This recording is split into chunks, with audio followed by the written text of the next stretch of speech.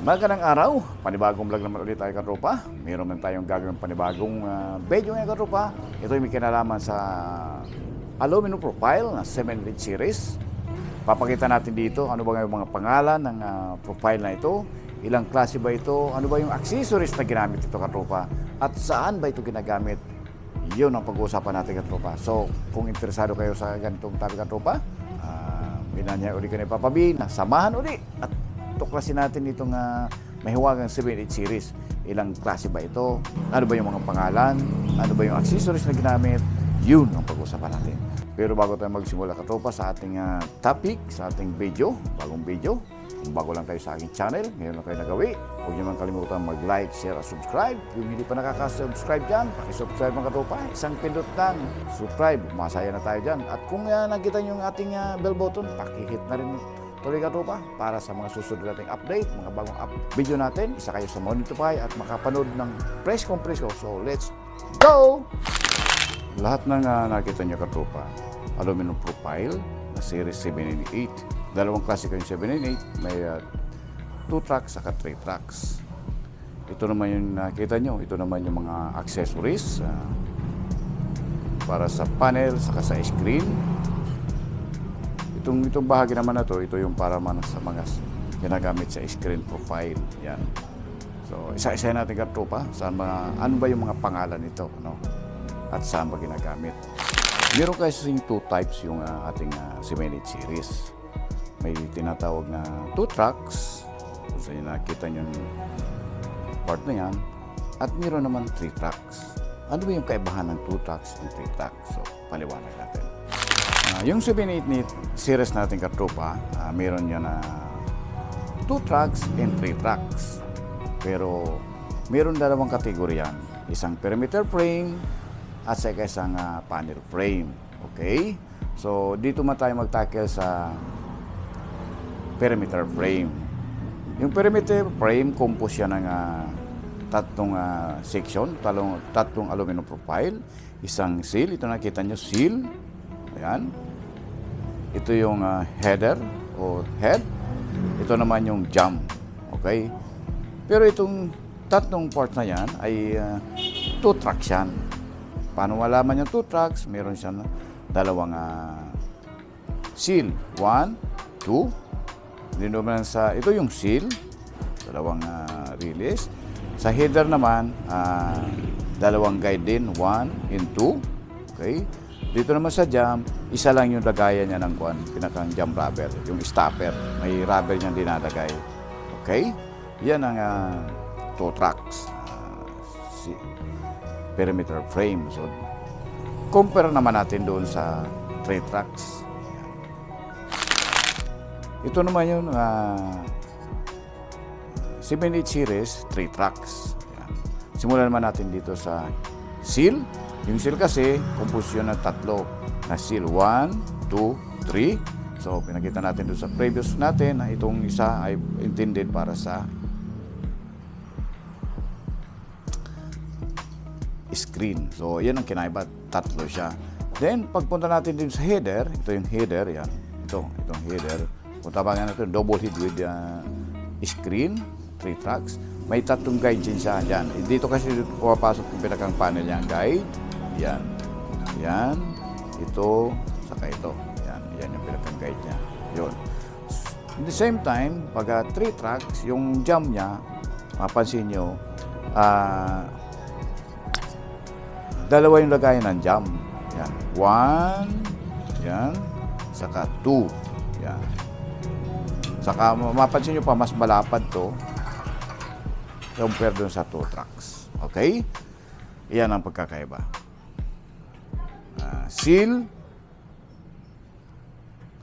head, at jump. Yan yung sa perimeter frame. So, punta tayo sa panel frame. Ano? So, ito naman yung panel frame. Tatlo rin siyang section o profile.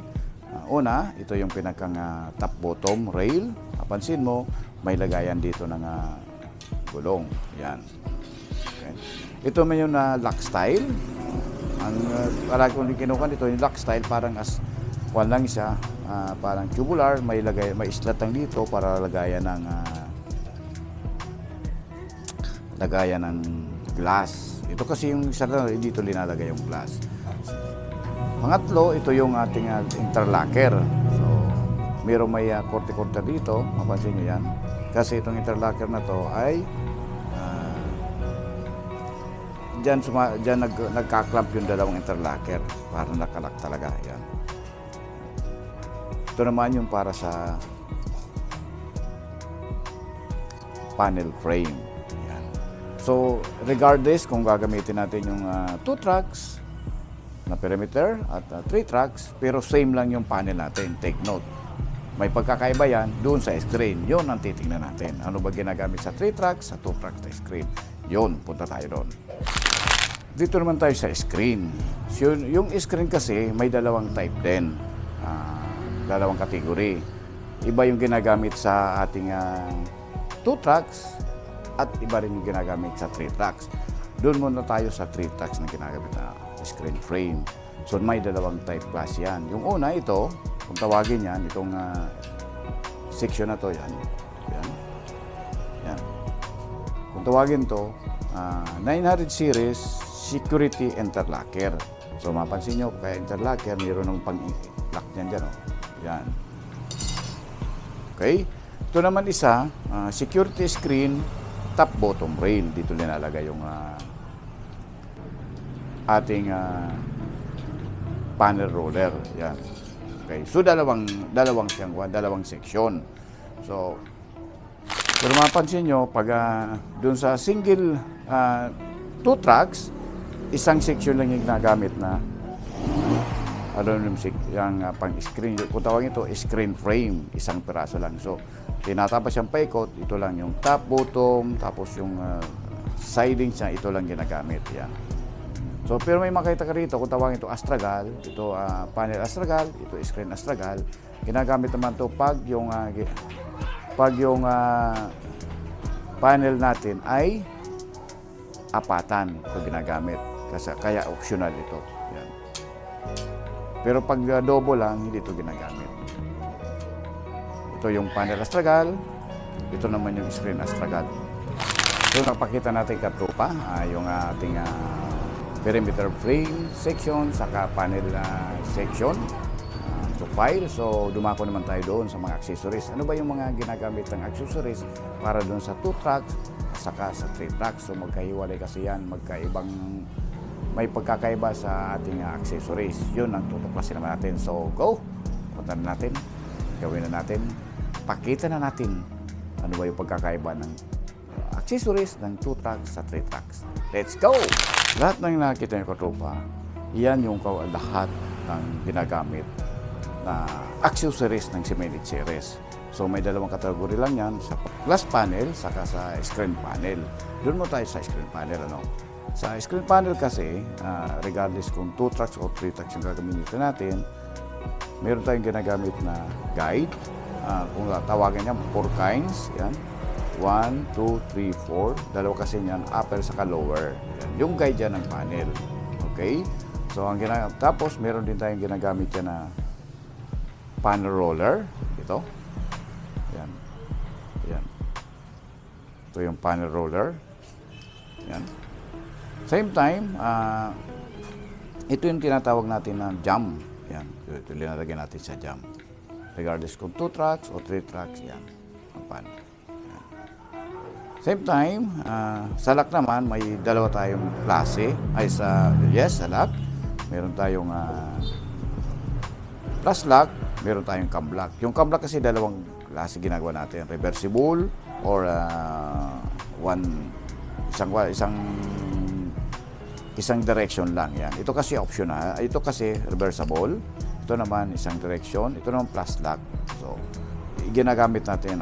Kung anong, ito kasi kadalasan ginagamit pag sabihin natin na 4 panels. Ito naman kasi sa gitna, center lock kung tawagin ito. Kung dalawang panel, pwede na ito. Yan. Same time, ito pala yung kuha natin. Ito yung ating pinakang keeper.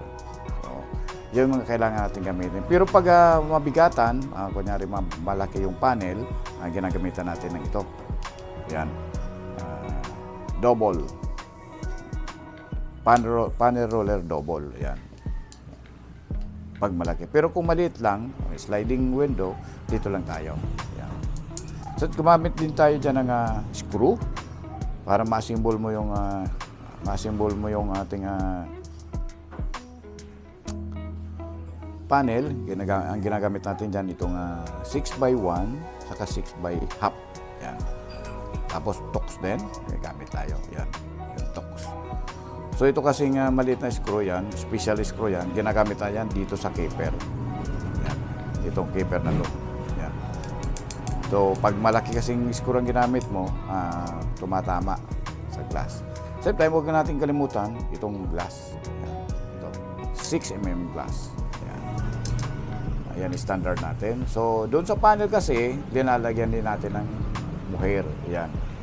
Yan yung mga ginagamit natin para sa panel, glass panel. Yan. Saka sa perimeter frame. Siyempre, hindi mawawala yung ating sealant. So, hindi na kami nagagamit ng jam rubber o channel glazing. Ito na ginagamit natin. Namin. Yan yung mga accessories na kailangan natin para mabuo yung ating perimeter frame saka panel, glass panel. Yan. So, meron tayong visitor. Yan. Ma! Yan. Yan yung manager namin. Kung magkakas-advance, yan yung hanapin nyo. Nagulat tuloy ako. So, tuloy tayo. So, proceed naman tayo katropad. Mapakita naman natin dito. Ano ba yung accessories ng 798 screen frame? Yung sa 798 screen frame, ang kailangan natin mag-provide ng ito, pinakang bracket, corner bracket, special yan. Eksakto lang yan doon sa section niya. Yan. Same time, itong guide. Yan. Kasi yung ating 7 screen frame ay walang roller. Kaya ginagamit natin yan plastic guide. Ito. Yan, may kanal yan. Plastic guide. Yan. And then, ito yung upper guide. Lower guide, upper guide. Yan. Same time, ginagamitan din natin ng screen. Yan. Screen mesh. Ito. Yan. Screen mesh. Yun lang yung part. At huwag yung kalimutan, tropa, lagyan ng muher. Itong muher kasi, ito yung nagsisild in between ng panel, gas panel, saka screen. So, pag hindi mo linagyan ito, minsan maingay. Tatamaan yan. Tawagin ito muher. Nakarolyo lang yan. Instead na 788 series pala yung na muher. Ginamit namin SD muher. Ayaw. Yan. Eksakto lang kasi SD muher. Medyo mas doon yun prepare namin gamitin. Yan. Same time, itong vinyl number 2. Yan. Bilog siya na rubber. Yan. Yan. May supply din yan sa mga kuha natin. Yan kailangan na material para makabuo tayo ng screen panel o screen frame. Dako naman tayo sa katropa dito sa 3 tracks natin na screen frame. So ito naman yung accessories na kailangan nating i-provide or prepare para mabuo natin. Kailangan natin ng roller. Yan. Ito. Yan. Yan. Ito yung panel roller o kung minsan tinatawag itong new roller. Yan. Same time, ito yung pinakang guide niya. Meron yung 2 kinds kung tawagin. Ito yung upper guide. Ito naman yung lower guide. Ito yung lower guide. Yan. Ito yung upper guide. Mapansin nyo kasi sa upper guide, isa lang yung butas niya. Sa lower guide, 2. Yan.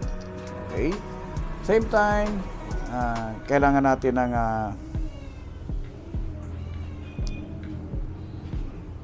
mohair din. Yan. Regardless kung 2 tracks o 3 tracks, ginagamitan natin ng roller gun. Pero doon sa screen kasi, individual yung ating dalawang option yung kailangan natin screen. Pwedeng gamitin yung screen mesh. Pag screen mesh kasi, ito yung gagamitin natin na vinyl with pin, vinyl number 2. Pero kung ang gagamitin natin, security screen, yan, or tawagin natin yan, hard mesh, yan, hard mesh. Ang ginagamit natin yung lock, may dito, may backer rod, kung tawagin, plastic siya. Iniipit yan dito, sinisiksik, iniipit yan dito, para pick talaga. Yan. Okay. Kaya sa 3 tracks natin, ang ginagamit, screen mesh or may dalawang option or hard mesh. Pero kung hard mesh kasi, ito yung pinakang lock niya. Pag screen mesh naman, ito naman yung lock niya. Okay? Ayan yung natin. So, pero regardless kung 2 tracks, 3 tracks, itong sealant natin, kung naman yan, universal. Pang sealant sa glass, pang sealant sa pag-install. So, ito makikita yung tornilyo, yan. Tox na gamit pala ginagamit namin, yung Tox number 6 lang. Ito yung 8x2, ito yung pang-fix, pang-screw natin doon pagkabit na. Ito naman sa mga lock yan. Lock. Yan. So, kaya nagamit tayo ng 6x1, 6x half, 8x half, 8x1, saka 8x2. Ito naman, special yan, kasama na yan doon sa pag-acquire pang dikit dito. Sa ating keeper. Okay, yan po yung mga ating accessories and aluminum profile para 798. So, dalawang klase. Maraming salamat katropa at sinamahan niyo si Papa B sa ating panibagong video ngayon. Huli, may napulot niyo, may nakuha din kayo ng idea ano ba yung mga ginagamit sa mga parts at accessories regarding sa sliding glass window or sliding door. Kung meron kayong comment, paki-comment na lang sa ating comment section.